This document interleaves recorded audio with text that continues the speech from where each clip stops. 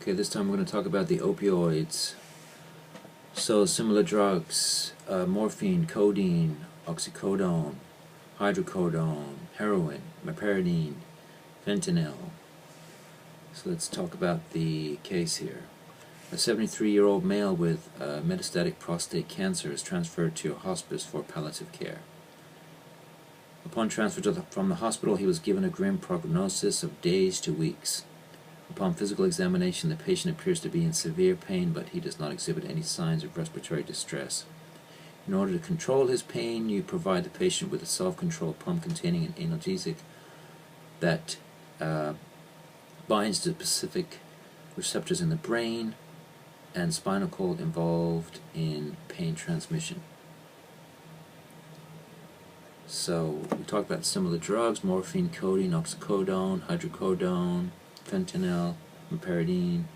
Mechanism of action: binding to specific opioid receptors, hyperpolarization, and decreased activity of neuronal cells.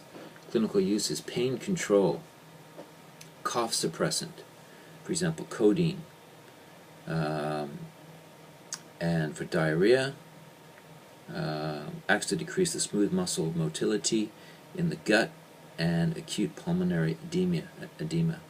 Side effects: nausea, cardiac and respiratory depression, constipation, meiosis.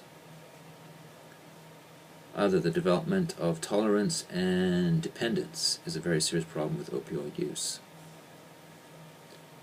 So an opioid receptor antagonist would be naloxone or naltrexone, Narcan, which will reverse the effects very quickly in a few minutes, and methadone is an opioid which is used in maintenance programs for opioid addicts and helps ease the withdrawal symptoms without producing the characteristic high often associated with the opioids. So remember that it binds to the specific opioid receptors, hyperpolarizes, and decreases the activity of neuronal cells.